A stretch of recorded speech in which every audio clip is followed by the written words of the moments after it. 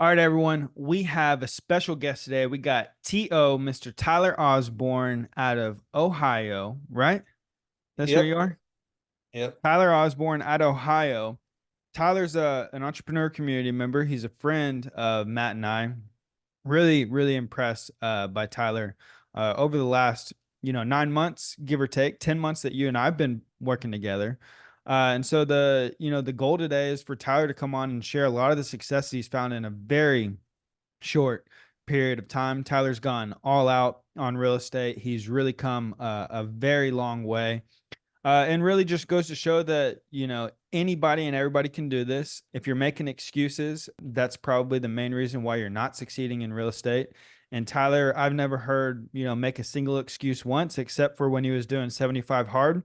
But when it comes to real estate, he's never made an excuse. And Tyler has seen the success. He's just getting started, and Tyler's going to be a billionaire. So thanks for coming on, Tyler. Yeah, appreciate you having me. Um, like I said, I always look up to you and Matt, and you guys have really driven a lot of my success, whether you know it or not. Well, we appreciate it, and I look up to you, man. Seriously. And so that's what I want to talk about today is I want to hear I want you to give the people, the real truth about how they can succeed in real estate and how they can really jump off the ground and get going. Because as you know, so many people want to invest in real estate. They want to wholesale deals. They want to buy apartment complexes. But most people simply just never do what's required to actually accomplish that. And in a very short amount of time, you have, 9, 10 months ago, you quit your job, you went all in, you took a big risk, and you're starting to, see the rewards of taking that risk and putting in the work day in and day out. And so I just wanted to, you're an inspiration to everyone who is working that job that they hate right now. They see, people having success in real estate. They have these dreams. They want to make them happen, but they're just not, making that leap like you did. And so I really want to hear from your perspective what it's been like. Tell us what you were doing prior to getting into real estate, why you wanted to get in real estate, and how it's been going so far. Yeah, awesome. So before this, I've always had physical labor outside jobs, started with the whole mowing, landscaping, etc. But then the career I ended up in was being a power lineman. I did that for, 4 or 5 years. Good money, really hard on the body, really negative, bad environment, especially with my past of, addictions and battling addictions and stuff. Just not the best headspace. Um, like you said, from there, a lot of people want to do this. And I started learning the knowledge of real estate probably 3 years ago. Not even sure if you remember, but a few years ago, I reached out to you and Matt, and I remember exactly where I was. I was sitting in my truck in a hospital parking lot with a little notepad trying to convince you guys about this deal and underwriting it. And looking back, like I was so new, I knew nothing, but I was trying. So fast forward, like you said, 9, 10 months ago, I was really digging into it. I felt super comfortable about like my knowledge, my connections, my networks, the backing I have with you guys. Funny enough, I called my job and told them I had COVID one week, and I took off that whole week, and that was the first basis of like, what can I make happen? I was like, there's no more bull crapping. We're gonna go full in for one week. Let's see how much progress I can make. Cause like you and Matt said, you was like, dude, look at what all you're doing in like what, 2 hours a night here and there, and then the weekends. And that opened my mind. I was like, geez, yeah, if I had like 10 hours a day. And so that's what I did. I told a little fib about COVID, went all in that week, and obviously there wasn't instant results, but I seen what was possible and I just didn't go back. And so what got me to that confidence level of doing it was being in communities like your guys's, like RJ's, and just being around bigger minded people. So, I talked to one of my buddies the other day, and I was explaining to him how, a year ago, I would have never thought possible I could own a $5 million RV park, raise the capital, do all this. Well, now you guys have showed me, and I just watched your video earlier. about, you guys still wanting to scale and maybe your next deal's 70 million. That it is possible and there is risk, but without the risk, there wasn't reward. So, I mean, like it goes all the way back to my past history of addictions is if I'm going to do it, let's do it. I'm all in. There's no 1 foot in, 1 foot out. Once I decide here's what it is, I'm going to make it happen. It's Yeah. not it's not a matter of if I'm going to win at this. It's I'm going to. Just how quick is it going to happen? How old are you, Tyler? My birthday was actually just a few days ago. I'm 31. 31 years old. Yeah. So you started looking at real estate, I guess 3, 4 years ago, right? When you were about 27 or so. I mean, just a little bit of, YouTube University, TikToks, wanting to do it, but Yeah. And so what got you into wanting to pursue real estate? um just being around the right people. You guys pushing me, other mentors pushing me. And I mean, at first you have self-limiting beliefs and almost imposter syndrome. Like, do I know what I'm really doing? Or, am I just really good at fooling these people? Or, and then once you get feedback, confirmation from people, like, you're on the right path. We got your back. Good job. I love it. Then that just, rockets you ahead. At least it did me. I'm like, okay, let's do it. And then just seeing you guys, being in communities and something that people underestimate is the value of the networking and putting yourself out there. And Yeah, absolutely. I was just talking about this the other day. Like I'm a leader in multiple communities, and it's not because I'm me, it's because I'm putting myself out there. Like, hey, here's my deals, here's my wins, here's my losses, who needs help? How can I bring value? Let's do it. Yeah. Um, and I'd say 98% of my real estate mentality comes from you guys. As far as just you guys taught me how to relax, it's just a conversation. It's just another person. Like it's not a big deal. Ask questions, think bigger. And so I'm like mimicking you guys talking to these people, and which I always give credit where credit's due, but I'm like, dude, these guys, I send everybody your stuff. I'm like, go check this out. Actually, one of my buddies quit his job this year around the same time as me, kind of the same situation, but he's doing the contracting. So now he's doing flips for these local people, just running their whole flips. Hmm. Um, and it was because literally he sit here and listened to a couple calls with me and Matt, and he's like, "Did you just negotiate a $10 million park?" And I'm like, "Yeah." And he's like, "How you gonna buy it?" And I'm like, "We'll figure it out. If we get it at this price, we'll be all right. We'll raise the money." Hmm. And so then he realized how little he was thinking, and so that gave him the courage to leave his W-2 and now have time freedom as well. Yeah. Well, good. I mean, you're already inspiring, many people. And we appreciate you and I appreciate your words, but the truth of the matter is that I mean, what we've taught you, of course this is stuff that we've learned over the years and is valuable, but it's not like some secret or anything, right? The secret is taking that information and applying it, which is what you did, and which is what most people fail to do. And so, talk to us about like when you quit your job. Or I guess you didn't even quit; you just didn't show back up. But when you stopped showing up to work, and what that process has been like over the last. When did you officially quit? Do you remember when it was? Uh, no, what probably was, I think it was March, I'd say February. March, April, something like that, of So this year, even 2024. Yeah, even less time. So 5, 6 months ago, what has that process been like building the business and kind of what has, the biggest learning lessons that you've learned? What are the biggest mistakes that you've learned so far and kind of where are you at today with it? Yeah, so first off, it was super nerve-wracking and stressful. I did not have $1 million in my checking account just sitting there in a nest. Like, I mean, I had some money. And again, coming back to you, you said, what's the worst that's going to happen? You do this for 3 months and you go right back to your job. And I was like, uh, so I did that. And like I Yeah, said, I remember that conversation because you were like, guys, should I quit? Should I not quit? And I was I like, was well, right there. I was right there. I was like, are you ever gonna, is it hard to find a lineman job? And you're like, no. I was like, well then, if you ever need to, you can just go back. Yeah, and that really, I mean, that was the last push I needed. Obviously, like you said, everybody wants to do it, and it's literally just taking that one big leap. And once you get through that first one, every other leap becomes easier. Like you're going to have them hurdles, like you guys are still having hurdles, but they get easier. And so it was super stressful. My fiance almost thought I was crazy, didn't know, didn't see the vision. You know, I'm thinking big now. I'm thinking millions, billions, and no money coming in yet though. But I see what's going to happen. Like I know the end goal, not 100% how we're going to get there, but I know where it's going to end at, and I'll make it happen. Like I tell people, if I'm going to bet on anybody, it's myself, and I'm probably going to double down. So, yeah, super stressful. Took the leap.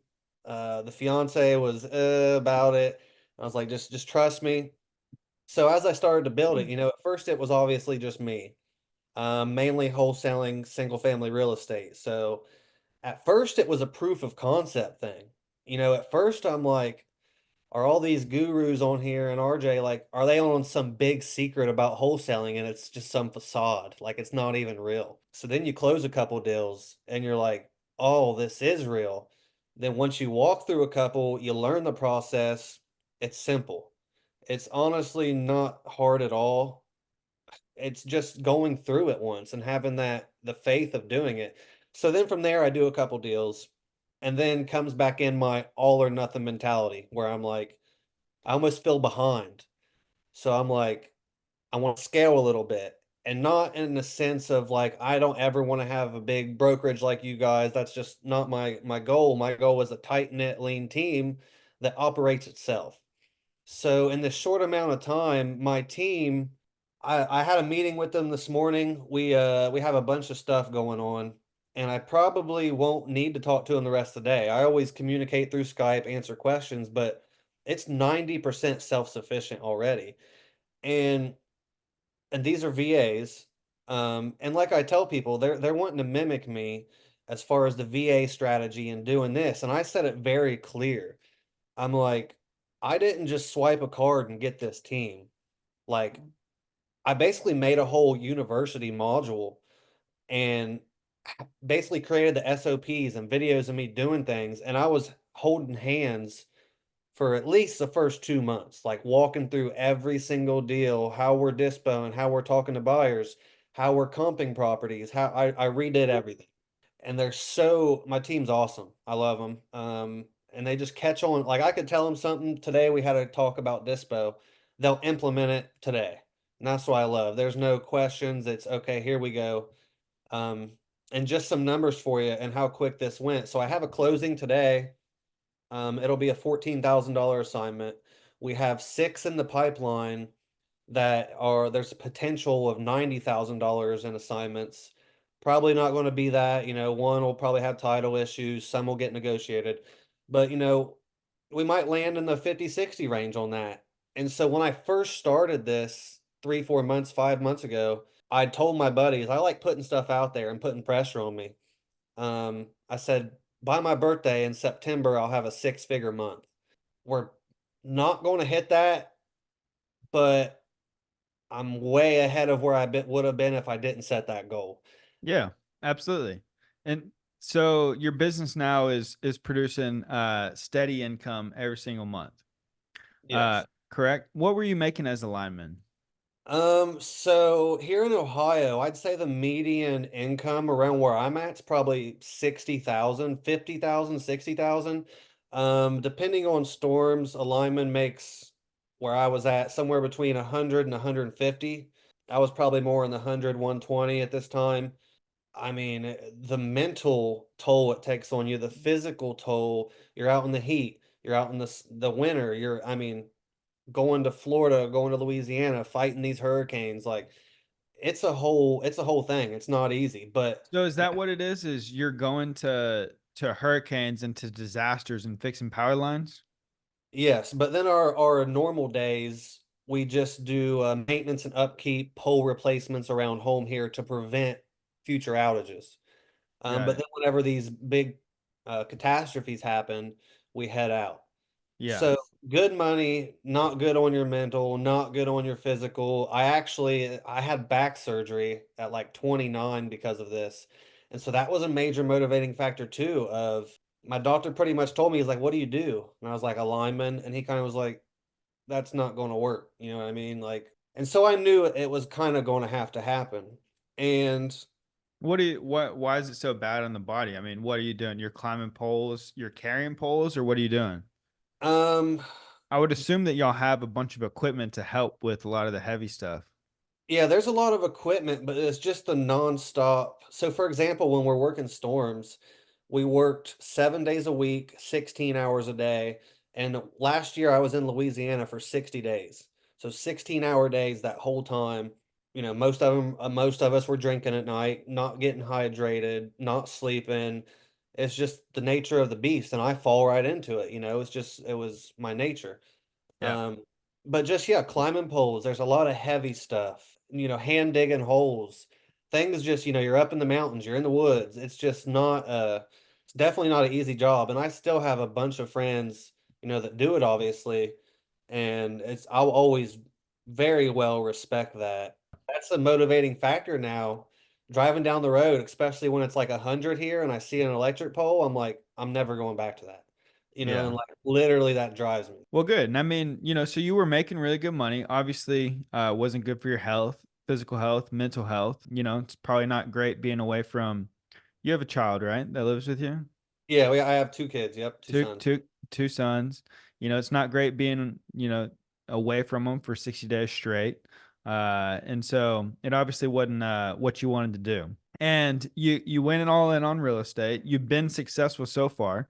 You mentioned a minute ago that you feel behind. You should feel behind because you are behind. Yeah, I feel behind constantly. I feel like we haven't accomplished anything yet. Because in grand scheme of things, we haven't, from mhm. where we want to go, we haven't accomplished nothing and barely even scratched the surface of what we really want to do. And Oh, so yeah. it's good that you feel that way. But even within, 5, 6 months, obviously that 60K that you're going to bring in this month, you got to pay your team. You're paying for marketing. You're paying for your CRM. You're probably paying for leads in some sort of way. You're paying for all the systems for everybody to use. So, that 60 grand's not net 60, probably. However, you're building a business that's operating, 90% of the time while you're not doing anything with them specifically. And good job of doing that because that's another level of business that, most people can never get to either is working with other people and building a team that can do things because that's extremely hard in itself. Yeah, I never knew. I mean, I've always been a natural leader. I mean, I played 4 years varsity back in school. Well, I actually got kicked off everything senior year because that's when it started going downhill, but I never realized how much I enjoyed building the team like that from the ground up. Like, I love it. This morning I got on there, I sound like David Goggins pumping them up. Let's go. You know what I mean? I absolutely love it, especially when they implement and they listen and I see results. So, like I said, we have 6 deals in the pipeline right now, and that's literally, I'm not involved in that. That's my VAs. They pull the list, they skip trace, they call, they text, they lock them up, they TC them, they dispo them. I literally step in to solve problems we haven't seen yet, or I still sign every purchase agreement because I want to make sure it's right. But as far as even assignments, addendums, they sign all that for me. They keep track of my books. I mean, they literally do it all. Yeah. And I treat them very well though. Like they're very well paid for where they're at, and I give them commissions for each closed deal. And I set new goals now for them that whenever we hit $50,000 months, like closed in a calendar month, I'll pay them double for 1 week as well on top of their commissions that they're getting per deal. So I think that's important, and just Absolutely. showing gratitude. And I mean, because a lot of these guys, I don't know, I haven't seen these other people's businesses, but just in my head, they're probably swiping cards, hoping for results and never even probably talking to their team that much. And that's why I tell people, don't expect my results from these VAs if you're not going to put in the work I put in. Like it's just No, simply not going it's to happen. no, absolutely not. It's a requirement to develop and build your team and lead them, truly lead them. Otherwise, you're not gonna have a good team, and your team's not gonna, want to be with you. So you've done a good job on that. What so you're about 5 months in. You're starting to see some real success now, right? Mhm. Initially you saw the light at the end of the tunnel when you had that first week of progress. Then you started to learn the game and go all in on it. Then you started to bring some people underneath you once you learned the game to teach them the game. Now those people are at a point to where they're running the game while you're coming in to solve major problems. So my question is what's the next step for you? Like what are you pursuing right now and chasing right now? So, obviously, still just trying to perfect, I guess, perfect my team and make sure everything's good. But I'd say today, honestly, Alex, I probably have 2 hours in my business a week if I wanted. Obviously, I do stuff on top just because I'm a grinder, and so I help build like buyer list. I'll do some posts for them. But so the next thing is doing this commercial stuff with you guys. So I mean, I talk to a lot of brokers still, but I haven't fully committed because I'm still, there's still that nerves of like making sure it's all good. Here's my for sure income coming. Um, but yeah, it's basically syndicating deals, which to me it's the same as what I'm doing. It's basically wholesaling deals to people like yourselves, but for possibly a piece of equity instead. And it's the same thing, just bigger numbers. And I feel so confident in it now. Actually, I have a paper right here. Um, with every formula I've ever known from you guys, just in case I forget while I'm on the phone. But that's what I was telling someone the other day. It's literally just math equations. Plug this number here and here. And then obviously you have to have some common sense and you want to know the story and the motivation. But when it comes down to numbers, it's just math. Yeah, when it comes to the numbers, it is just math. There is more to it, as you know. Like same with wholesaling. Wholesaling is just math too, right? Mhm. But just because 70% of ARV minus repairs, just because you know that equation doesn't mean you're going out there and doing deals, right? There's a lot more to it than just knowing the math, and I think that's where a lot of people, not you, but I think that's where a lot of people fall short is they think that you know, because you'll hear a lot of people say, I know how to underwrite deals. It's like, okay, cool. So you know how to subtract a few numbers and, multiply a couple Yeah. percentages. Like, you know, kids in fifth grade can do that, right? Knowing the math equation isn't the secret to success with any real estate deals. It is important. You need to know the math. However, where the real magic happens is what you are good at, which is structuring deals Mhm. and really understanding how to structure deals, knowing how to accomplish what the seller is looking for, knowing how to structure deals that will, meet your investors' criteria. All of it together, it's really a creative way of structuring deals, and that's what gets deals done. It's not the math formulas, but when you say you're looking to dive into commercial real estate and syndicate deals, so are you looking is that what you want to do next is like find the $10 million RV park, get under contract, raise capital from investors and take that down? Is that what you're referring to? Yes. So either do it that way, take it down myself, or just get it at a good deal and then bring it to someone like, say, yourself and say, I don't want nothing else to do with it. I just want to be an LP on it for 10%.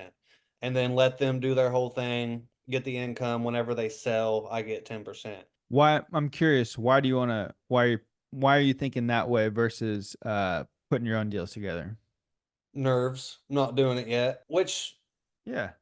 I I mean, I mean, think I can. I definitely dude, think I can, but it's just I haven't executed one yet. yeah, dude, you absolutely can. I mean, if you would have said the same thing when you're getting into wholesaling of like, I don't want to wholesale deals. I just want a bird dog fee for bringing the deal and you wholesale it. You never be where you're at today. You Yeah. you absolutely can do it. Yeah, well, that's definitely the next thing, and that's kind of where I want to stay, like from there on. Like that's what I want to do. I'm Um, not going to allow you to do option two. You have to go for option one of doing it yourself. yeah, What well do you now, so I feel a lot better about it now. So 6 months ago, I knew, and this goes back to the power of networking. I probably have 50 big buyers now slash private money people that instead of me being like, I hope this fits Matt and Alex's box, or I hope I can raise money with them or they can help. Now I have more options. So I would feel better about it. And What do Obviously, it's you still a learning thing, but Yeah, no, and don't get me wrong. I'm not telling you that it's going to be easy, and I'm not telling you that it's going to be a breeze and you're going to, know everything immediately. However, I am telling you it is as simple as what you're currently doing. And as surprised as you were of how simple doing what you're currently doing now is, in terms of it requires a lot of work, right? You can't do it without putting in the work. However, it's really not that complicated when you break it down, right? hmm And so, as simple as what you're currently doing is, so is the other. And actually, I would say that doing your own deals is actually much easier than wholesaling commercial deals because you're not having to. I mean, number one, there's really not that many buyers out there necessarily, and each buyer has such a any real buyer has a real specific kind of criteria of what they're looking for. But if you can go out there, you can find value in your own deals. You can go out there and source the capital to take those down. And you may need a team, right? Like you may need to bring on a partner to, if you're looking at a 100 unit apartment complex, for example, and you want to go get Fannie Freddie debt, you may need to bring a partner on for that to help you qualify, but really simple issues to solve. And I think you're going to do great. And I would just encourage you to dive in a little bit sooner and not be so nervous because you're already light years ahead of where most people are who want to do that. yeah, like I said, it's just diving in. Something that makes me feel a lot more comfortable about it is you guys teaching me the creativeness of everything, and not just in the terms of seller financing and stuff. I mean, that's great, but just we're trying to solve problems, and that's all I iterate that to my team so much of. Literally, the whole process is just problem solving. And that's all it comes down to. If you can listen, find the pain and motivation, dig in that a little bit, and just figure out what does this person actually need? Like not what they're wanting, but like what do they need to get to where they want to be and how can I, build that bridge? Right. And I mean, obviously the seller finance is a great way to do that. I love pitching that. I feel like it's a win-win-win all the way around. Um, It's but just I've gonna go out the window a lot of times as you scale up yeah, on deals, the seller financing. yeah. Um, and then something you mentioned that I kind of wanted to hit on that goes back to the power of networking and putting yourself out there. Um, actually, my video, the interview I did with Travis Wells the other day comes out today, and we talked a lot about this. But so all my leads now are paid for. So I don't have marketing anymore on my side. So I had some time open up, obviously, my team's running. So I have stepped back into some acquisitions for these PPL leads. So these inbound form leads, the hot leads, and basically the process in that is I'm doing what I've always done because I got thinking, I was like, what got me here? And that's what it was. So why quit doing it now? So I'm calling these PPL leads, locking up deals. Like I said, they're paid for by these money lenders that see me in my other masterminds. They see what I'm doing. I build credibility. I'm loud. I'm vocal, and so all them leads are free. And once I get them under contract, I just keep them in Ohio. And in that way, I just feed it straight to my team again. And then there it goes right down again, TC, Dispo. And if I don't lock it up, or it seems like a nurture, I then just put that into our CRM. And now it comes into our follow up and he starts working it. And that's another incentive I give my acquisitions too is, hit, there's not really a set number, but, do good and I'll give you some of these fresh PPL leads. So he's getting some super hot leads too sometimes. But yeah, so for example, that the new guy, well not new, but my new lender, private money funding this, he's probably got $750 in it right now and leads to me. And I'm sending him a wire today for $5,600. And so he's got like a 600% return in this is like 2 weeks. And so he gets a hold of me today and is like, what's next? Where we put more money? He's just wanting to, more and more. And, you So know, just to be clear, because I'm just trying to understand what you're saying. So you're getting when basically you're just getting somebody to fund your marketing for the leads. Is that correct? And yes, then you're working the leads, and if those leads work out, you pay them. a percentage of whatever the revenue is? Yes, yes. I What just pay per him what percentage? so I'm probably not doing it the best right now, and you'll probably tell me this is dumb, but I give them 40 right now. 40%? Yeah. Why wouldn't you just spend the $750? Well, so I mean, I could, and now it's kind of just building the real credibility, showing him the numbers, sending him money, and then now it's going to be time, I think, to go back and be like, hey, I got Joe and Tom that's willing to do this for 20%. I'd rather do it with you, but obviously it makes sense for me to do this. But and it would be a win-win for him all around. But I want to be fair for everyone. No, I'm just trying to understand, like, what's the concept here is to, I guess, what would the end goal be? Them giving you like 100 grand a month to So spend the on end goal marketing? would be him becoming one of my big private money lenders for these commercial deals. So I'm starting small, building the credibility. Hey, you can invest in me and you'll get a good return. And then now it's, hey, I got a 100 unit, RV park. Do you want to do this? And so it's just building relationships through credibility. Well, but is that what it is, or is it people who just have an extra, 10,000 bucks to help you pay for your marketing, or is Well, it? this guy's a big guy. He's got multiple seven-figure companies. He's a big guy. And I set the low standard at first of, hey, I just want to let's keep it at like 3 to 5 leads a day. I don't want to get over bombarded and I want to do my best on these leads. So if I'm getting 20, I'm just being straight up. I'm not calling 20 leads a day right now. Like I'll call a few, then I'd rather call these brokers or help my team or something. So I mean, it definitely can turn into a bigger thing. Yeah, no, Do I think, that's cool. That's good. I yeah, was do just I think 40% is probably too much? Probably, but he was my first legit, hey, I'll send you money right now. People talk yeah. about it, but You didn't ask me for money. I would have sent you $750. yeah, I know. I should have. You're too big for that. I don't want to waste your time. If I'm calling you, I want it to be about some That's not true. That's tens of not true. millions. That's not true. But I do want to push you to do that. Like, because currently you've how many deals you wholesaled? I don't know, not a lot, but maybe I don't know, 25 or something. I don't know.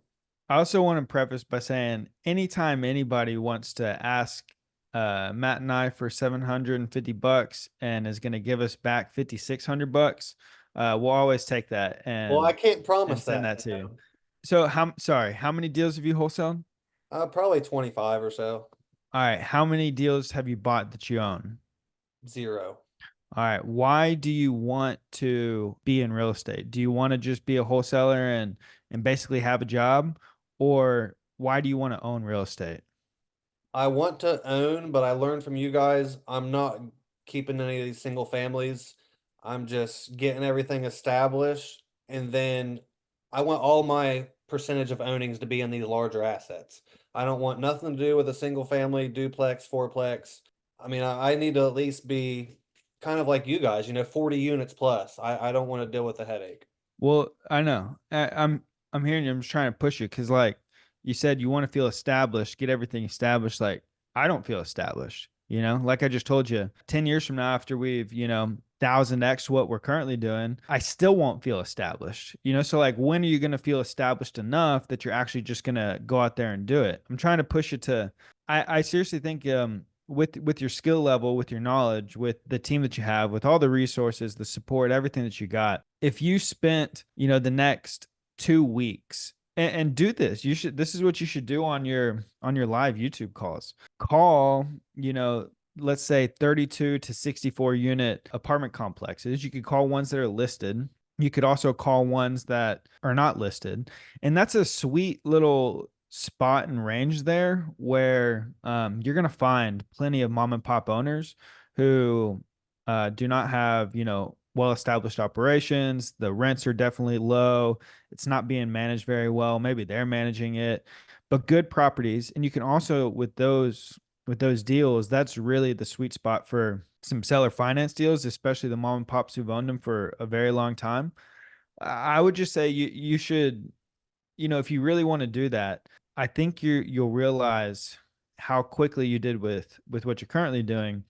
how much better that's going to be for you to spend a lot more time there to start acquiring these assets, and how much more it's going to pay you than what you're currently doing, because you don't feel you're established yet. So I'm just trying to push you to go for it already, because you're never going to feel established, right? Yeah. And if you're anything like us, which you are, and you're going to make so much more money and start to really scale and grow much faster by just going after it. I agree. And so I probably need to dial it back into that range because I've been, talking to these huge deals. Like I said, I'm all in or nothing. So I've been talking to the deals that you guys talk to, when in reality, I probably should, hit in that middle range where the little buyers aren't buying, but the big buyers aren't messing with it either. Yeah, I mean, like, So look, that's where I could start to actually own them, you're saying, create these deals as I'm doing and then raise capital and then bring on property management. to be very honest, you're not gonna go wholesale a $15 million 150 unit to somebody. Yeah. Uh, you're just not. And as you get, the chances of you doing that are so slim. Number one, the wholesalers, as you start looking at those deals, the wholesalers are not taken seriously by the brokers. They're not taken seriously by the sellers. They're not taken seriously by the buyers. They're not real players in that realm, really. Mhm. And so the chances of you actually wholesaling one of those deals is so slim. But I mean, you could go out and you could start there for your first deal, but you're the one who mentioned, a 40 unit plus. And so that's why I said 32 to 64, give or take. And yes, you're right there. It's way too big for the people who are buying houses, and it's way too small for the people who are doing, the $15 million deals plus. And the reason why I mentioned that is because there is still a ton of opportunity for creativity there. Within those deals, the mom and pops, the seller finance, you can really get super creative and structured deals in that little realm that you can't do once you start trying to buy a $23 million 150 unit apartment complex in Austin that's listed by Walker and Dunlap, Yeah. and you're paying the 5 cap, and you need to be qualified and get it done, and here's how it's going to get done.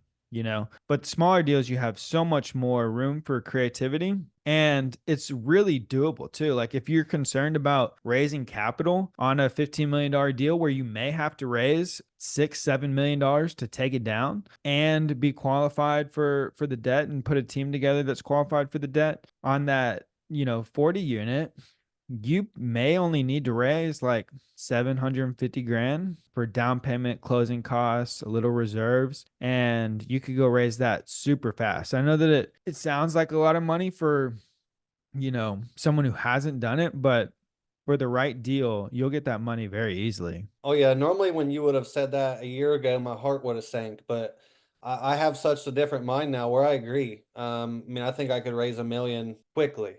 Yeah. It's just like I said, it's switching my mindset now to because I have been more in that, hey, I'm gonna wholesale it for equity. And the reason was because I felt like I could get in, get out, not deal with the headaches. But so what I want to do here is mimic you guys as far as I think I'm understanding this right, where you guys you get them, raise capital.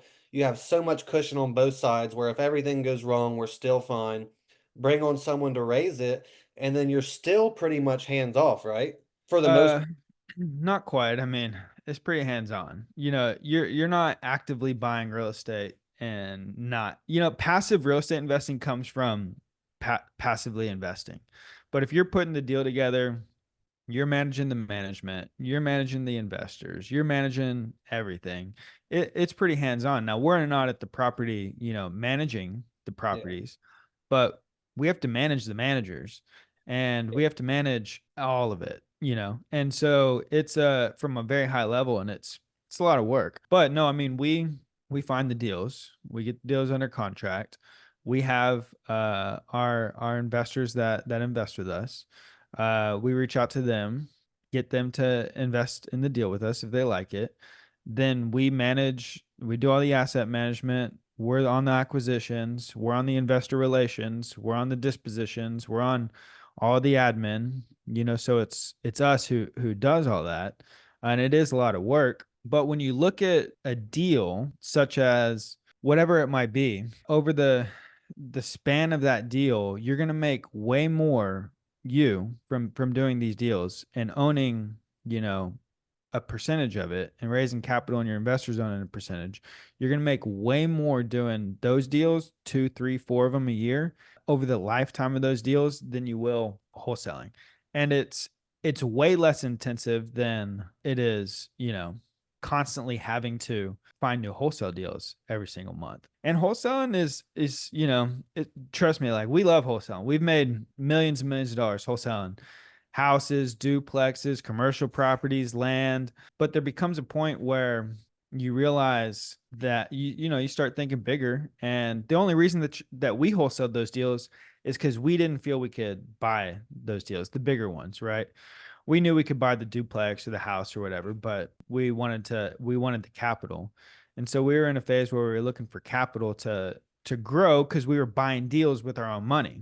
We weren't raising capital from people at that time. So if we didn't wholesale this deal, we couldn't buy that deal, if that makes sense. That's where I'm just wanting to skip that whole headache part like you guys went through and just say, hey, I only want to talk about houses or duplex. Like I'll just wholesale every single one of them.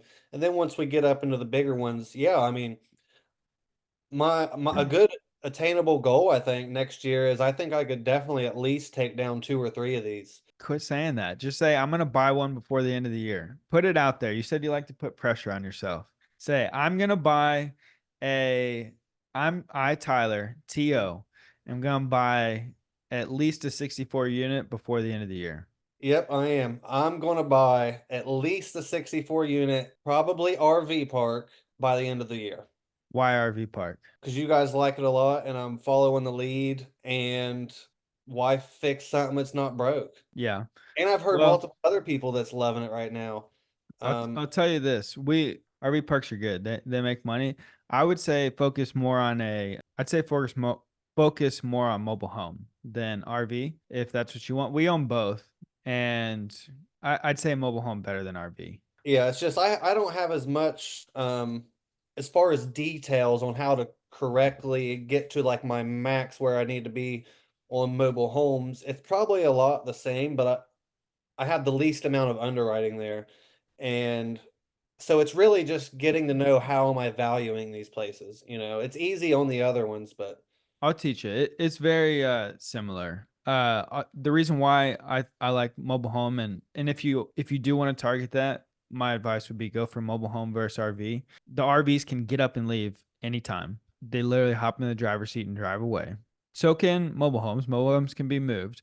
I don't know how to best describe it to you, but the mobile home parks, in my opinion, are much quieter. The residents are there for much longer. it's not like a Um, party on the weekend. I mean, you ever seen Trailer Park Boys? It can be, Yeah, I you, love you it. know, it Yeah. can be a party on the weekend, but it's a different mindset. There really is a different mindset between the mobile home park resident and the RV resident. And my advice would just be go for the mobile home if that's what you're looking for, Yeah. and we'll of course help you do that. Yeah, and I don't know why we're underselling it because by the end of the year, I'm going to own 100 mobile homes. Write that down. What's the day? September, October, November. Yep, easily. 100 mobile homes I will own by the end of 2024. All right. So moving forward, you're gonna jump in and you're gonna make it happen. No more talk. Yeah, I need to. So this is kind of what I needed was to niche down because I've been looking at the offices I was looking at that I thought Yeah, was forget about those. I've took them out of my sites. So if I can just strictly say mobile homes, that's what I need because I was looking at storage, I was looking at RVs, I was looking at apartments, and that's fine for guys like you. But with me, just trying, I feel like I need to niche down smaller. We don't do that. We You're don't look still targeted more on one or two multifamily. assets. Yeah, we don't look at all this stuff. People send us stuff, all the time, but we're not out there focused on looking at all these different asset types. We're pretty much highly focused on multifamily, but we see a lot of different stuff. However, I agree with you. Niching down, Look at mobile home and apartments. Look at mobile home parks and apartments would be my advice. Apartments, I think, are going to be good for you as well.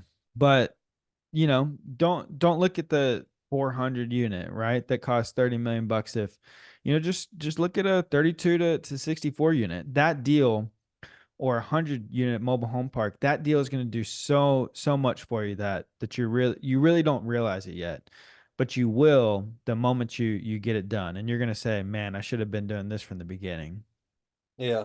Yeah. I mean, I love it and I appreciate that because, like I said, I had the vision, but I was just everywhere on, so if I can just narrow that down to that, I mean, I get mobile home parks all the time, but like I said, I need some confirmation on because it's hard to value that stuff, especially, I Well, it's mean, a lot valued based. It's valued based on the income, as you know. I would suggest not owning the mobile homes. I would suggest owning the dirt that the mobile homes rent from you. Because if you're trying to value these mobile homes, that'll make it that much more complicated. But we'll help you with it and hold your hand the entire process. I just want you to commit to doing it. I'm doing it. All right. Tell everybody your commitment one more time.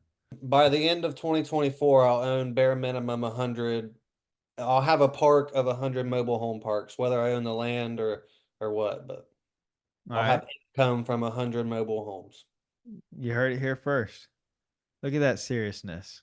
Oh, I don't. You should know me by now. I don't mess around. The Good. only Well, I've been wondering when Tyler's gonna quit, bullshitting and just jump in and get it done.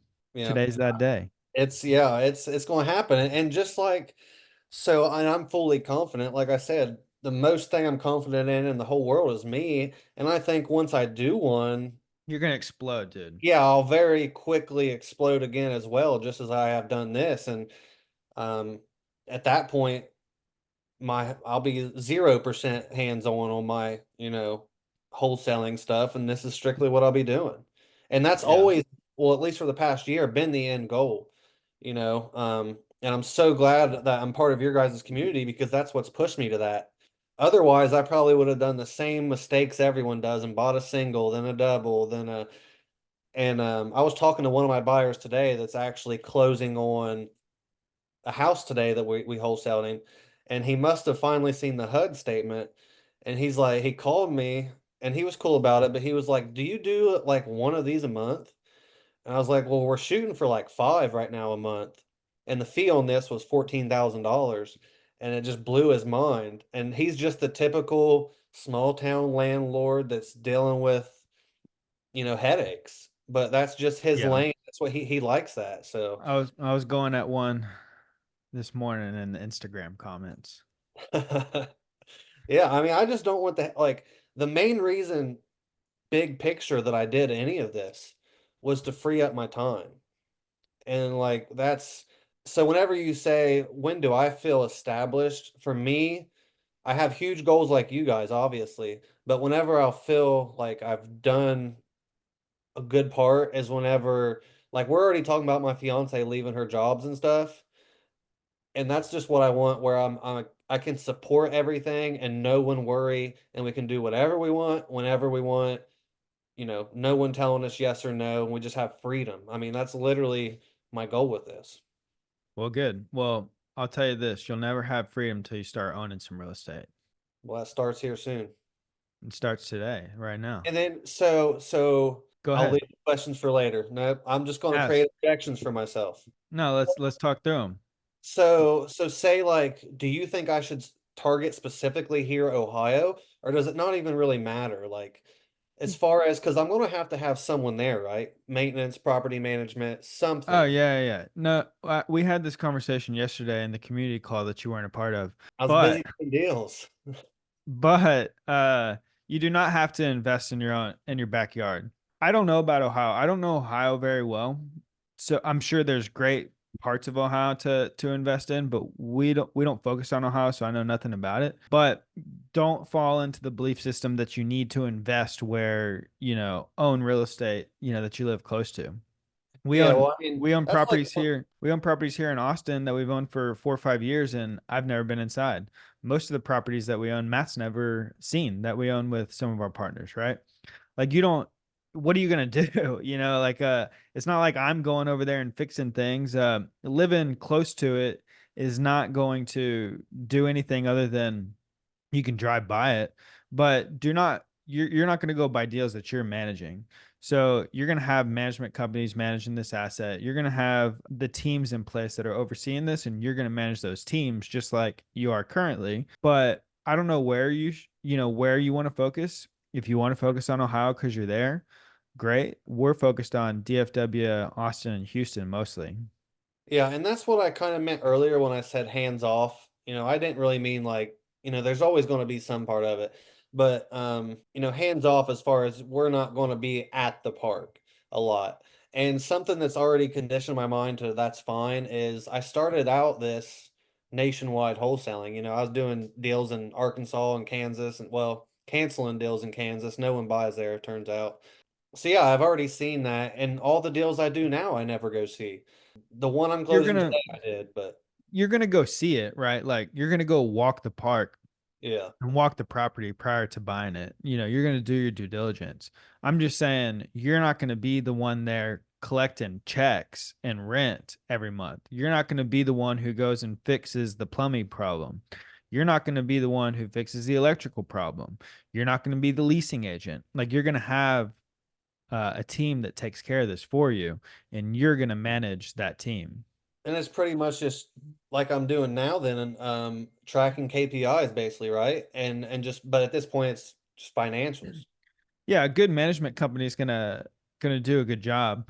I would say try and focus on good locations. I know you've heard me say this, focus on good locations because if you buy a 64 unit apartment in a good location, you're going to be able to get a good management company. If you go buy a 32 unit apartment in some random city in some small town, your selection choice, your options for a good management company are super slim, right? But good locations, good cities, good metros, you're going to get good management. You're going to have good tenants. You're going to have good contractors. People are going to want to invest there. You're going to have good appreciation. You're going to have good rent growth. So try and focus as much as you can on the major metros, Yeah, I but agree. don't worry about managing it. You'll never do that, nor do you want to do that. No, I don't. That's what I'm saying. I want to do I mean, what you guys are doing, pretty much. Well, good. 100 units by the end of the year. Yeah, sounds like Ta- light work now. It is light work. Tell the people what you're doing on social media, where they can find you and follow you. Oh yeah, I mean I'm all over social media, YouTube, TikTok. I think my YouTube is at Tyler OFE, which stands for Osborne Family Estates. If you go there, all my links are on there from my Facebook, my TikToks, all of that. But on the YouTube, I'm doing a lot of live, things. As far as education, I'll drop some things here and there, but there's already all the education in the world out there.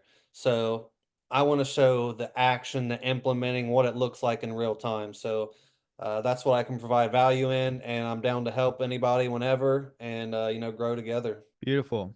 What's your one piece of advice for people who were in your shoes 7 months ago? Take action and leverage relationships and network. Get yourself out there.